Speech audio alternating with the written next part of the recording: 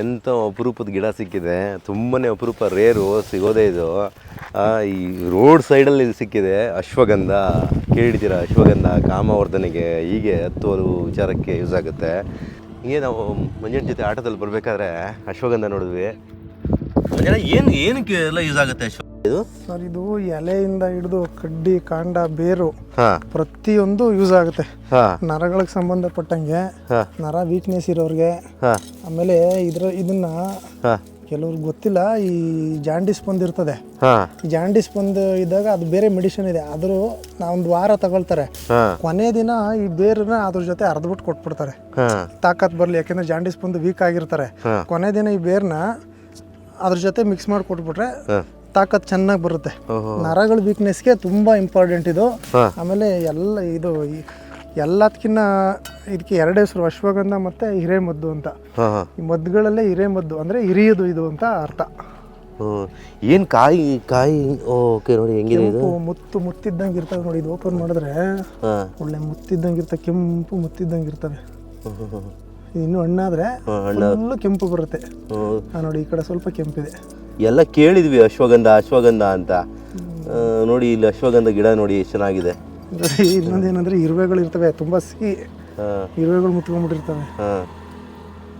ಇಲ್ಲಿ ಎಲ್ಲ ಜಿಡ್ಡಿರೆ, ಕೆಂಪಿರುವೆ, ಇರುವೆ ಇದು ಹಾಕೊಂಡ್ರೆ ಬಂದ್ಬಿಡ್ತದಲ್ಲ.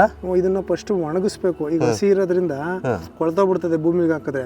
ಇದನ್ನ ಫಸ್ಟ್ ಒಣಗಿಸಿ ಚೆನ್ನಾಗಿ, ಒಣಗಿಸಾದ್ಮೇಲೆ ಅದು ಒಣಗಾದ್ಮೇಲೆ ಹಾಕಿದ್ರೆ ಬರ್ತದೆ. ಅಶ್ವಗಂಧ ಅಂದ್ರೆ ಇದನ್ನು ಕಾಮವರ್ಧನೆಗೂ ಆಗುತ್ತಾ? ಹೌದು, 100% ಕರೆಕ್ಟಾಗಿ ಹೇಳಿದ್ರಿ. ಕಾಮವರ್ಧನೆ ಕೇಳಿದಿಲ್ಲ, ಅಶ್ವಗಂಧ ಹಾಕ್ತೇವೆ ಅಂತಲ್ಲ. ಅಶ್ವಗಂಧ ಅಂದ್ರೆ ಇದು ಒಂದೇ ಹಾಕೋದ್ರಿಂದ ಆಗಲ್ಲ. ಇದ್ರ ಜೊತೆಗೆ ಇನ್ನೂ ಹಲವಾರು ಗಿಡಮೂಲಿಕೆಗಳು ಸೇರಿಸಿ ಅದಕ್ಕೆ ಸಂಬಂಧಪಟ್ಟವು ಸೇರಿಸಿದ್ರೆ ಅವಾಗ ಚೆನ್ನಾಗಿ ಕೆಲಸ ಮಾಡ್ತದೆ. ಆ ರೀತಿ ಇದು ಅಪರೂಪ ಅಲ್ಲ, ಇದು ಗಿಡ ಸಿಗೋದೇ ಅಪರೂಪ ಸರ್. ನೋಡಿ ಎಂತ ಅಪರೂಪದ ಗಿಡ. ಬೀಜಕ್ಕಾಗಿ ಸಂಗ್ರಹಣೆ ಮಾಡ್ತಾ ಇರೋದು. ಯಾರ ನೋಡ್ಬಿಟ್ಟು ಆಮೇಲೆ ಏನ್ ಮುರಿದಾಕ್ತಾ ಇದ್ರ, ಹಾಳು ಮಾಡ್ತಾ ಇದ್ರ ಅಂತ ಹೇಳ್ಬಿಡಿ. ಯಾರು ಬೆಳೆದಿರೋದು 4 ಕಡೆ ಹಾಕಿದ್ರೆ ಬೆಳಕಂತದೆ ಅಶ್ವಗಂಧ. ಇದೇ ಅಶ್ವಗಂಧ ನೋಡಕ್ಕೂ ಅಪರೂಪದ ಗಿಡಕ್ಕ ಇದು. ಇರೋದೇ ಅಪರೂಪ ನೋಡಿ ಎಂತ ಗಿಡ ಇದು.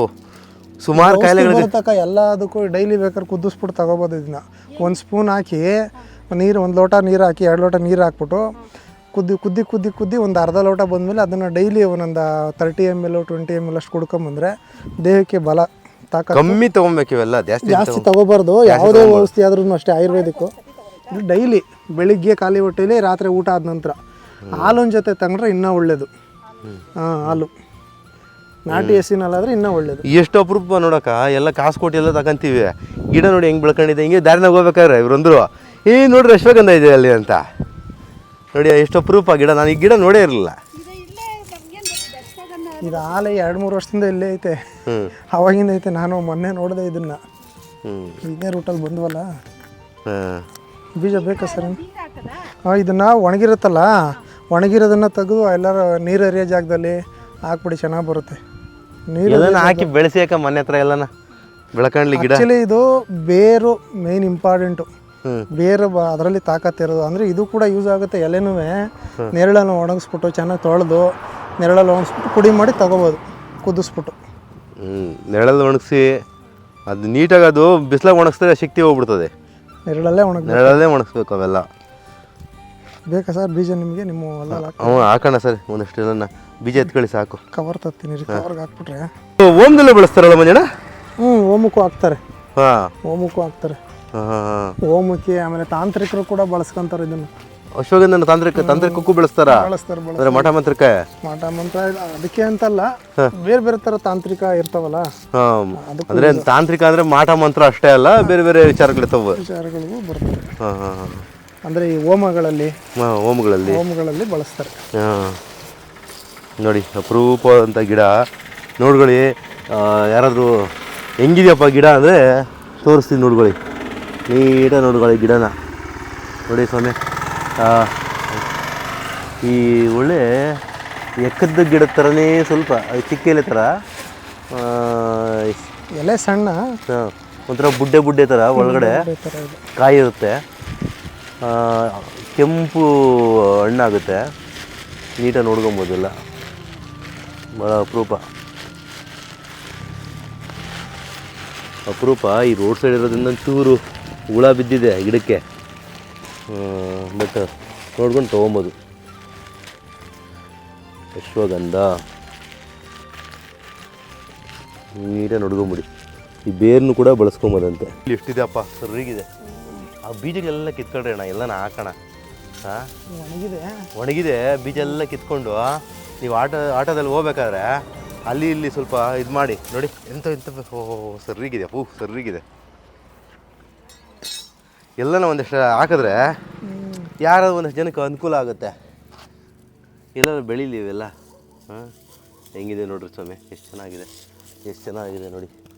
ಓಹೋ, ಬೀಜನೇ ಬೇಜಾನ ಇದೆ ಸ್ವಾಮಿ, ಬೀಜ ಬೇಜಾನಾಗಿದೆ.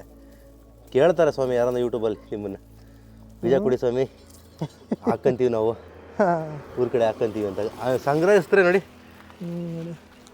ತಗೊಳ್ಳಿ, ಬೀಜನಿದೆ ಮಂಜಣ್ಣ, ಅವಳ ಇದ್ದಂಗಿದೆ. ಸಂಗ್ರಹಿಸ್ಕೊಂತೀರಾ, ಕಿತ್ಕೊಂತೀರಾ? ಸಾಕು ಬಿಡಿ ಸರ್, ಸಾಕಿ, ನೆಕ್ಸ್ಟ್ ಟೈಮ್ ಬೇಕಾಗುತ್ತೆ. ಇರ್ಲಿ ಬಿಡಿ, ಯಾರಿಗಾದ್ರೂ ಯೂಸ್ ಆಗಲಿ. ಬೀಜ ಊದ್ರೆ ಮತ್ತೆ ಬೇರೆ ಕಡೆ ಆಗಲಿ ಹರ್ಕೊಂಡು ಹೋಗ್ತದಲ್ಲ, ಬೇರೆ ಕಡೆ ಉಟ್ಕೊಳ್ತದೆ. ಇದು ಮೋರಿ ಜಾಗದಲ್ಲಿ ಹುಟ್ಟಿರೋದು. ಇದು ಮೋರಿ ಜಾಗದಲ್ಲಿ ಎಷ್ಟು ಚೆನ್ನಾಗಿ ಹುಟ್ಟಿದೆ. ಇನ್ನೇನು ಮಂಜಣ್ಣ ಇದ್ರದ್ದು ವಿಶೇಷತೆ? ಇದನ್ನು ಏನೇ ಇದ್ರೂ ಯಾರಾದರೂ ನಾಟಿ ವೈದ್ಯಕರನ್ನ ಕೇಳಿಕೊಂಡು ನಿಮ್ಮ ಪಕ್ಕದಲ್ಲಿರೋರನ್ನ ಒಟ್ಟಿನಲ್ಲಿ ನಾವು ಬಳಸಿದ್ದೀವಿ. ನೀವು ಬಳಸೋದಾದರೆ ಇದನ್ನು ಹಾಲಲ್ಲಿ ಹಾಕ್ಕೊಂಡು ಸ್ವಲ್ಪನೇ ತೊಗೋಬೇಕು. ಇಲ್ಲ ಕುದಿಸಿ ಕುಡಿಯೋಂಗಿದ್ರೆ 1 ಲೋಟ ನೀರು ಹಾಕಿ ಅರ್ಧ ಲೋಟ ಇಲ್ಲ 1/4 ಲೋಟ ನೀರು ಬರೋ ಗಂಟ 1 ಸ್ಪೂನ್ ಹಾಕ್ಬೇಕು ಈ ಪೌಡ್ರನ್ನ. 1 ಲೋಟ ನೀರು ಹಾಕಿ ಕಮ್ಮಿ ಉರಿಲಿ ಕುದಿಸಿ ತಗೊಂಡ್ರೆ ಭಾಳ ಒಳ್ಳೆ, ದೇಹಕ್ಕೆ ಬಲ, ಹೆಲ್ತಿಯಾಗಿರ್ತಾರೆ ಇದನ್ನು. ಅಕ್ಕ ಈಗ ನಾವೇ ಆಯುರ್ವೇದಿಕ್ ಅವರೇ ಆಯುರ್ವೇದಿಕ ಮಾಡ್ತಾರೆ. ಎಲ್ಲರೂ ಹೆಂಗೆ ಕಂಡಿಡಿಯೋಕೆ ಸಾಧ್ಯ? ಗಿಡ ಕಂಡಿಡಿಯೋಕ್ಕಾಗಲ್ಲ. ಹೆಂಗೆ ಗೊತ್ತಾಗ, ಅದು ಆಯುರ್ವೇದಿಕ್ ಬಳಕೆ ಮಾಡೋರಿಗೆ ಅಷ್ಟೇ ಗೊತ್ತಿರ್ತದೆ. ಇವಾಗ ನಿಮ್ಗೆ ಇಲ್ಲೊಂದು ಹೇಳ್ತಾರೆ ಕೇಳಿ, ಗ್ಯಾಸ್ಟ್ರಿಕ್ ಇದೆಯಾ ನಿಮಗೆ? ನೋಡಿ, ಇದು ಓವರ್ ಗ್ಯಾಸ್ಟ್ರಿಕಾ? ಡೈಲಿ ತಿನ್ರಾಕ, ಇದನ್ನ ಡೈಲಿ ತಿನ್ನಿ ಸಾಕು, 4 ಏನು ಕಸರ ಇಲ್ಲ, ಏನಿಲ್ಲ, ಬಾಯಿಗೆ ಹಾಕ್ಕೊಳ್ಳಿ. ನಾವೇ ಮಾಡ್ತೀವಿ ಸಾಂಬಾರು, ನೀವು ಮಾಡಲ್ವಾ? ನಾವು ಮಾಡ್ತೀವಿ ಮನೆಯಾಗ. ಇದು ಮಾಹಿತಿ ಇದರಲ್ಲಿ ಯೂಟ್ಯೂಬಲ್ಲಿ ಕೊಟ್ಟಿದ್ದೀವಿ. ಇದೇನು ಗೊತ್ತಾ, ನಿಮ್ಗೆ ಅಕಸ್ಮಾತ್ ಈಗ ಹೊಟ್ಟೆ ಹಸು ಸ್ಟಾರ್ಟ್ ಆಗಿಬಿಟ್ಟಿದೆ, ಊಟ ಇಲ್ಲ ಅಂಥ ಟೈಮಲ್ಲಿ ಒಂದು 4 ತಿನ್ಬಿಟ್ರೆ 3 ಅವರ್ ಮುಂದಕ್ಕೆ ಹೊರಟಾಗುತ್ತೆ. ಹೊಟ್ಟೆನೇ ಹಸಿಯಲ್ಲ, ಆಮೇಲೆ ಸುಸ್ತಿರಲ್ಲ. ಈಗ ಸಾಮಾನ್ಯವಾಗಿ ಊಟ ಮಾಡಲಿಲ್ಲ ಏನಾಗುತ್ತೆ, ಸುಸ್ತಾಗುತ್ತೆ, ಗ್ಯಾಸ್ಟ್ರಿಕ್ ಆಗುತ್ತೆ. ಆ ಗ್ಯಾಸ್ಟ್ರಿಕ್ಕು ಆಗಲ್ಲ, ಆಮೇಲೆ ಸುಸ್ತು ಆಗಲ್ಲ, ಊಟ ಮಾಡೋದು ಮುಂದೂಡುತ್ತೆ.